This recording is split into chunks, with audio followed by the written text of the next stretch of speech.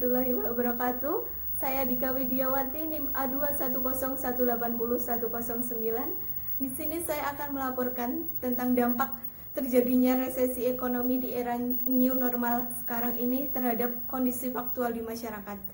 Kompas.com menyebutkan bahwa pada tanggal 5 November 2020, Indonesia resmi mengalami resesi ekonomi pada kuartal ketiga ini dengan minus 3,49%. Resesi ekonomi adalah kondisi ketika produk domestik bruto (PDB) atau pertumbuhan ekonomi suatu negara negatif selama 2 kuartal atau lebih dalam 1 tahun.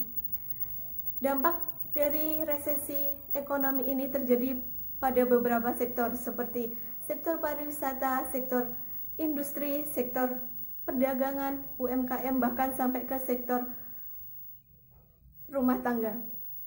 Dan berikut adalah wawancara saya dengan salah seorang masyarakat yang terdampak resesi ekonomi dari sektor mitra usaha Gojek.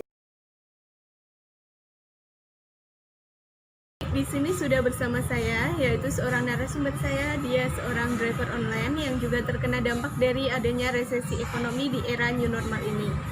Baik, dengan Mas siapa ini kalau boleh tahu? Agung. Mas Agung. Ya. Menurut Mas Agung, apa dampak yang dirasakan dari adanya COVID sampai resesi ekonomi di era new normal ini? Ya, dampak yang saya rasakan sebagai driver online itu ya orderan semakin sedikit dari pendapatan dan semakin berkurang. Untuk memenuhi kebutuhan sih agak susah. Lalu solusinya untuk tetap dapat pendapatan bagaimana? Ya, biasanya sih saya ya sehari mungkin ya hanya 8 jam kerja. Untuk Gojek sekarang ya harus memperluas jam terbang lagi. Biasanya berangkat jam 8, sekarang berangkat jam 6. Biasanya pulang jam 9, sekarang pulang jam 11. Jadi lebih ekstra lagi Ya, lebih ekstra lagi. Terima kasih Mas, cukup sekian. Itulah tadi wawancara saya dengan salah seorang driver online yang terkena dampak resesi ekonomi.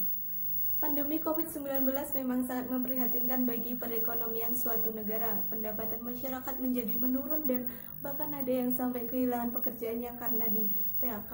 Untuk itu, solusi yang dapat saya berikan agar Indonesia terhindar dari resesi ekonomi adalah satu, dengan melakukan penghemat pengeluaran, yaitu dengan mengubah pola konsumsi masyarakat dari konsumsi membeli barang-barang mewah ke konsumsi membeli barang-barang sehari-hari yang memang diperlukan. 2. Lebih sering menabung dan menyiapkan dana cadangan agar siap menghadapi krisis ekonomi. Yang ketiga, lindungi sumber penghasilan yang ada, misalnya seperti seorang karyawan sebaiknya tidak pindah pekerjaan dahulu sebelum ada kepastian pekerjaan baru yang lebih stabil. Itulah tadi liputan dari saya mengenai dampak resesi ekonomi terhadap masyarakat. Kurang lebihnya mohon maaf. Assalamualaikum warahmatullahi wabarakatuh.